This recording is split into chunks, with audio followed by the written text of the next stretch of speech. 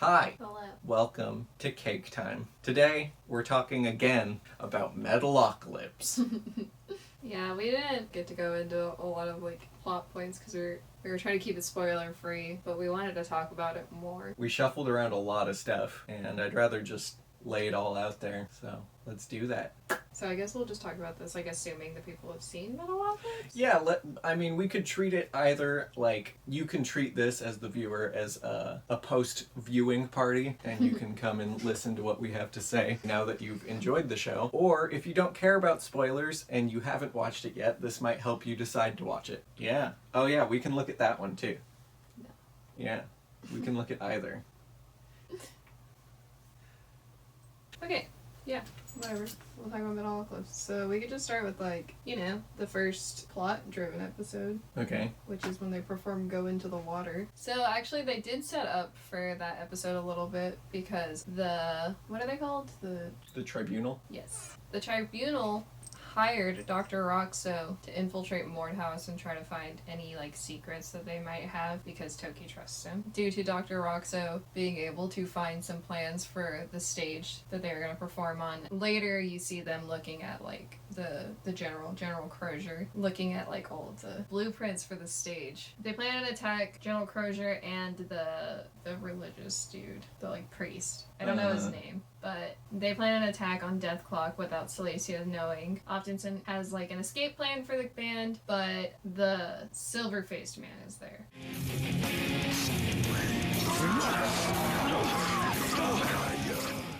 And he has a grudge against Death Clock because in earlier episode, they murdered his brother. But they didn't really. He tripped and fell on He tripped and fell on Murderface's codpiece.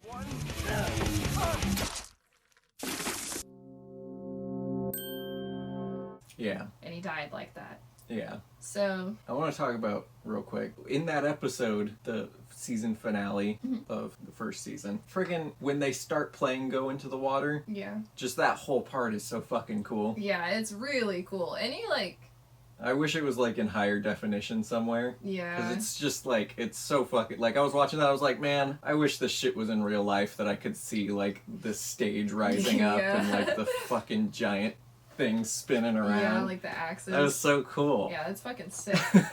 It's so cool.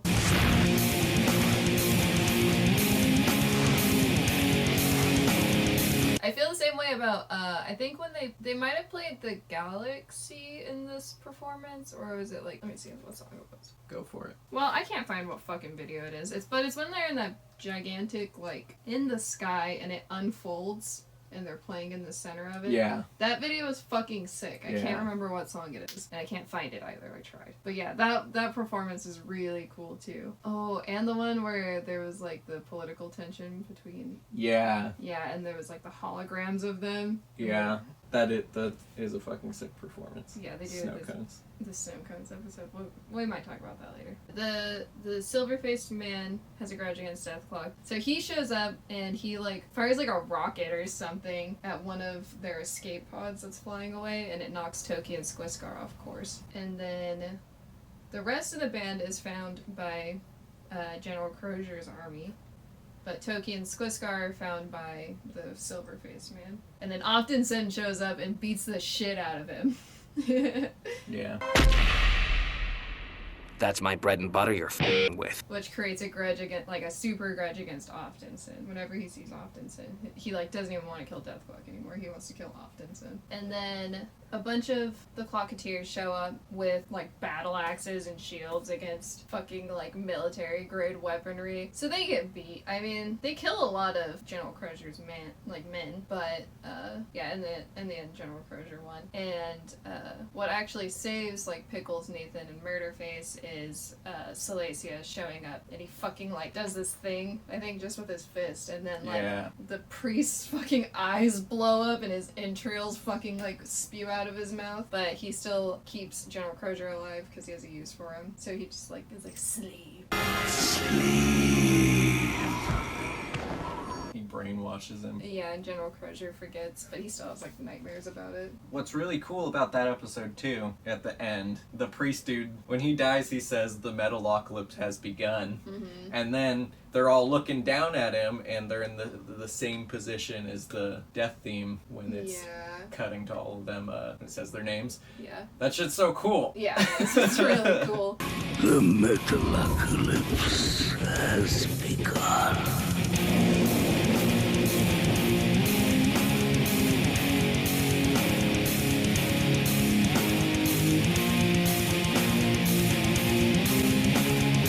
Like cinematics of the show is just great. Yeah. Like when and they that's really just try. in season 1. Yeah. Yeah, it was fucking cool. Yeah. That is a good episode. Yeah, it's really good. Dr. Roxo we can talk about now. Yeah. I just wanted to mention him because I thought it was funny Yeah. to not talk about him at all. Yeah. But he's so fucking funny. Yeah, he's a great character. He's so funny. The first time I watched Metalocalypse, I really didn't like him. Like, there would be an episode with him, and I'm like, I fucking hate this fucking guy.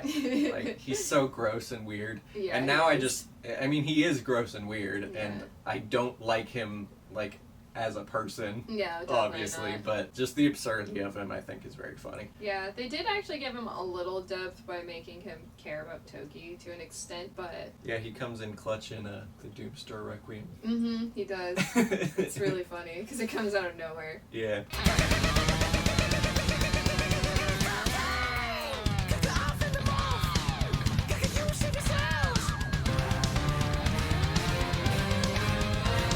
If someone just watched the Doomstar Requiem with like no context, they would be like, "What the fuck just happened?" Like, yeah, I think they'd be like that about the entire thing. Yeah, but especially I think. When Ron Roxo comes in. Yeah. Yeah. He's fucking great. Yeah. What else is spoiler shit that we can talk about? Oftenson fucking dying. Yeah. And then coming back. That's a great moment. Yeah, it is a really good moment. Deathclock puts. And he's all handsome. Yeah, he's all rugged and he's wearing a leather jacket. It's the best. Deathclock gets himself into financial ruin and he shows up at the last minute. He wasn't even planning on it. You find out he was doing undercover stuff, like, because of him dying and coming back. He was, like, what, like the half-dead man or something? That's what, like, the prophecy said for him. So Silesia couldn't, like, sense him. So he became, like, a spy. I quite literally died. I would be known as the dead man. Because I had died, I was invisible to Silesia, the half-man. Because I was invisible, I would become the perfect spy. On whatever Crozier was doing. So, but he comes back from, like, his undercover work and blowing it basically to stop Deathclock from being in financial ruin. And he literally, like, when he talks about it, like, he goes over what he was doing while they thought he was dead. I watched him gathering materials, seducing weak-minded with politics and money to build something horrible, but what? We didn't know. It was around that time that you'd all moved on and were about to sign a record contract that would have been a terrible business error. He's just like, which would be a horrible financial decision or something, like... I like when he talks about the world ending. We could be the cause of World War III, which will hurt record sales. He's like, oh, this will hurt record sales. Yeah, he's such a super villain. I don't know, all my favorite parts of the show are Oftenson stuff, and Nathan vomiting blood when he's trying to apologize. Yeah. Owe me a Coke. Stops copies. What's wrong with him? Kim's trying to apologize. Pickles! I'm sorry.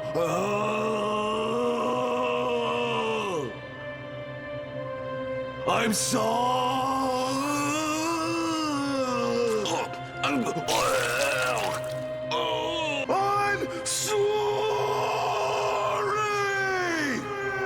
Yeah, that's so funny. I think one of my favorite moments is when fucking Nathan shows up like a pissed off dad at Toki's like band thing.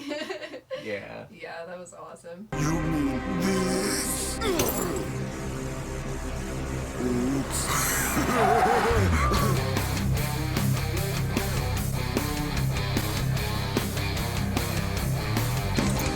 Oh shit, little kid. You just f***ed up real bad.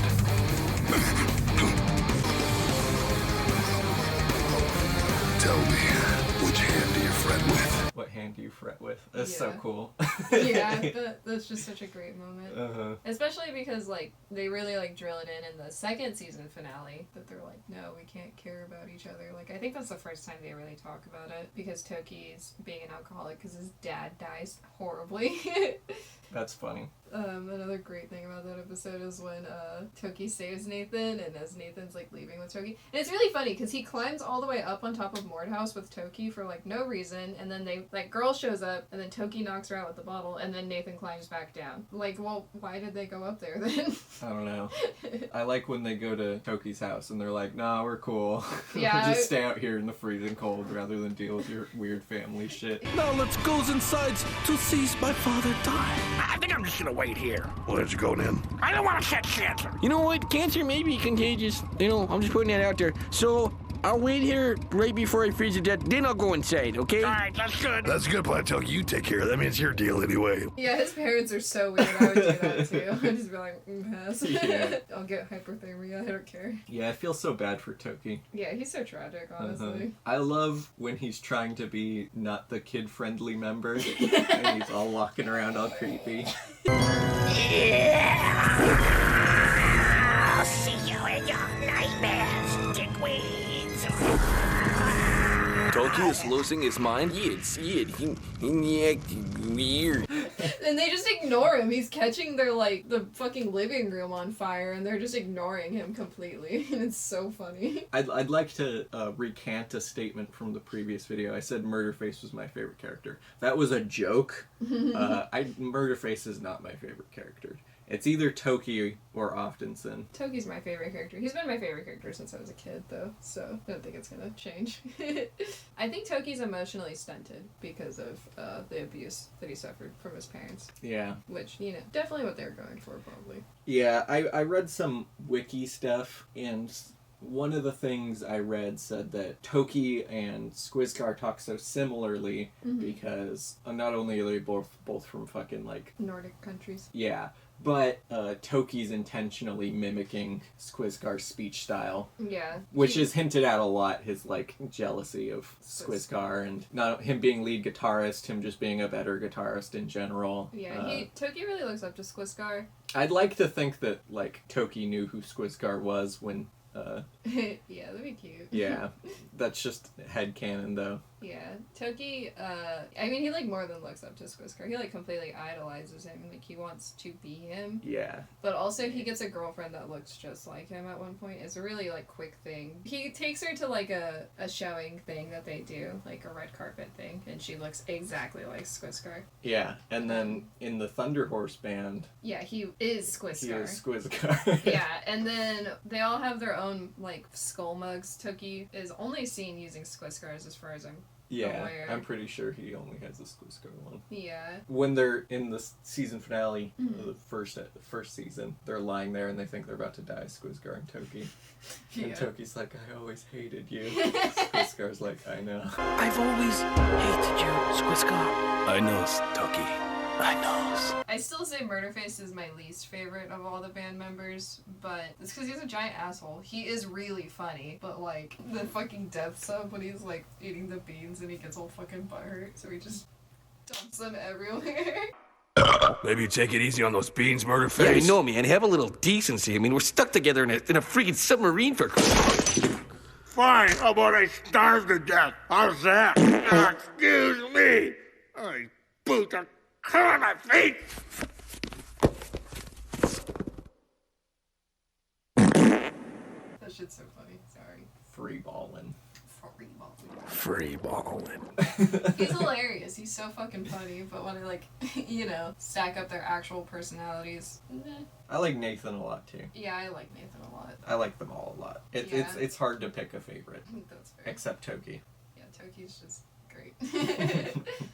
I'd say he also probably just has the most depth out of all the characters. One thing I wanted to talk about, still in line with Toki, is in Doomstar Requiem, they did it so that, like, okay, so his happy place, even though he's been with fucking Magnus and the Silver-Faced Man for probably like a couple months. Abigail tells him to go to his happy place, and his happy place is remembering when he gets brought into the band, and as it's like showing them like getting more popular, like his vocals is talking about how he found a family and he believed in like his dreams coming true, and it's so cute, but like slowly getting louder and louder is the background. In the background is like the other members saying Death Clock's getting powerful, like we're getting money now.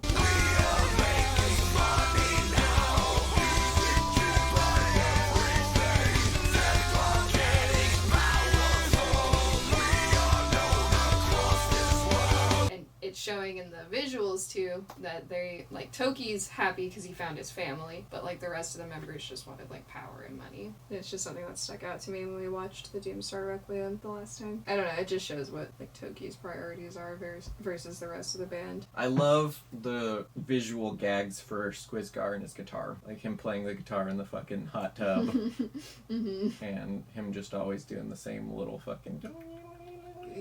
Yeah. When he gets all pissed about his mom, like, I don't remember making out with some guy. He fucking turns and he's all mad. He's like playing his guitar. Like he's always got that thing on him. There's an episode where they're like at a Death Clock con. It cut to all these different things, and we kept pausing it to just look at all of the fan art, and there was some fucking funny shit. Yeah. And then in one of the things we paused on, I noticed there was this girl holding a little blonde Squizgar baby, which is really funny too. Yeah, I love the thought, because most of the fan art was like Squizgar and Toki. Yeah. Together or whatever, implied together. So it's really funny to think like this lady who has a Squizgar baby is like buying fucking like gay porn of Squizgar and Toki together or something. Yeah. I just think that's hilarious. Rolling up the sleeves now, getting serious. I saw people in YouTube comments talking about how Squizgar only fucks MILFs, and that's not true. No. Squizgar fucks everyone, Yeah. including old ladies. Yeah. So, like, there's tons of evidence for this. I don't know where that misconception came up, but Yeah. whoever's commenting that Squizgar only likes old ladies, you're wrong. He does really like old ladies. But yeah, that's not the only girls he fucks. Yeah, he fucks everything. Yeah, well. With 2 sets of lips. I'd like to think that if Metalocalypse was made, like, recently, he'd just be fucking bi. Like Murderface is. Yeah, yeah. I think Murderface is closeted. Definitely. Yeah, absolutely. I really like the episode where they just absolutely destroy the state of Florida because Nathan gets elected to be, like, mayor. I love the episode where Pickles beats the shit out of his brother. Yeah, that's great. Yeah. Then he feels all bad. And he feels bad. I'm like, no, Pickles. Please. That guy deserves it. I love the episode where Pickles thinks he's dying, which is also the episode that hints that Murderface is closeted. Because, like, just, that's the episode that, like, Pickles is just throughout the whole fucking episode, like, whoopee! Whoa. Yeah, that's just great. It's so funny watching him on, like, a bender. I like the episode where Toki writes a book about Squizgar. Mm-hmm. Squizgar has a guitar solo in that episode. It's just a good guitar solo. Yeah, I like it is. that part a lot.